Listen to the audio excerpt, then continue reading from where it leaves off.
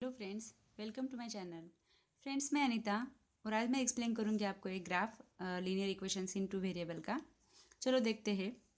Friends, previous video में मैंने एक ग्राफ एक्सप्लेन किया था जिसमें टू पैरेलल लाइंस थी और आज हम एक ग्राफ एक्सप्लेन करेंगे। एक ग्राफ बनाया गया है बाय यूजिंग टू इक्वेशंस। उसके सबसे पहले टेबल बनाने के बाद ग्राफ बनाते हैं। ये ऑलरेडी हमने डिस्कस किया था कि किस तरह से टेबल बनाए जाते हैं या फिर किस तरह से ग्राफ ड्रॉ किया जाता है। आज सिर्फ मैं आपको एक्सप्लेन करने वाली हूँ। तो यहाँ पे देखो, एक जो टेबल है, तो यहाँ पे पॉइंट है, जो कोऑर्डिनेट दिए वाले एक्स एंड वाई, वो हम देखते हैं -2 और 3, मतलब ये कोऑर्डिनेट हो गया, ठीक है। उसके बाद 0 2 ये हो गया। उसके बाद 2 1, 2 और 1 ये हो गया, ठीक है।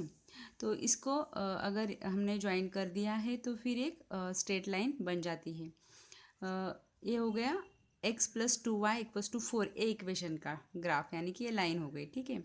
उसके बाद जो नेक्स्ट इक्वेशन है वो है 3x + 6y = 12।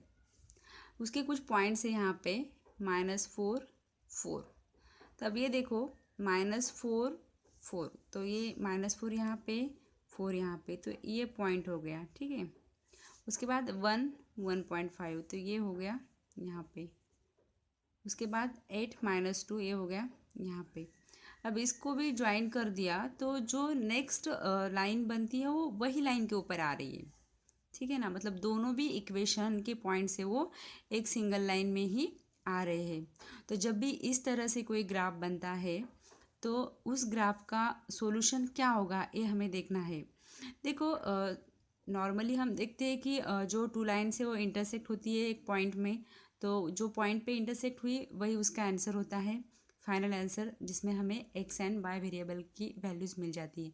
लेकिन यहाँ पे एक ही लाइन यहाँ पे बन चुकी है, इसका मतलब इतने सारे पॉइंट्स है जिसमें ये लाइन इंटरसेक्ट हुई है, टू लाइंस, ऐसा हम कह सकते हैं। एक्चुअली वो इंटरसेक्ट नहीं हुई है, एक सिंगल लाइन में ही पॉइंट आ गए हैं।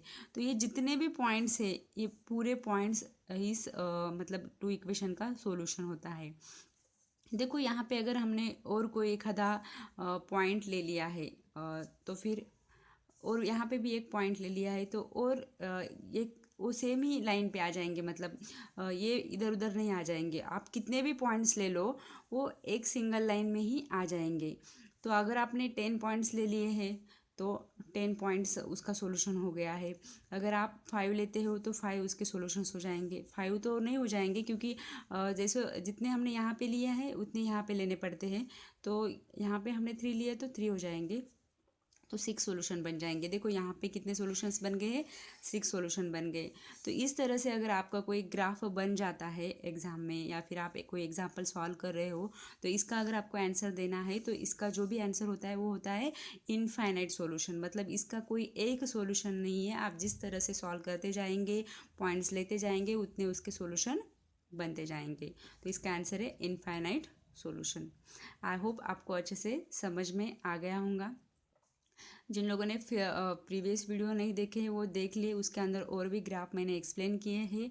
और अगर आपको ये अच्छा लगा है, समझ में आया है, तो लाइक ज़रूर कर लेना। अगर कोई डाउट है तो कमेंट सेक्शन में आप पूछ सकते हैं।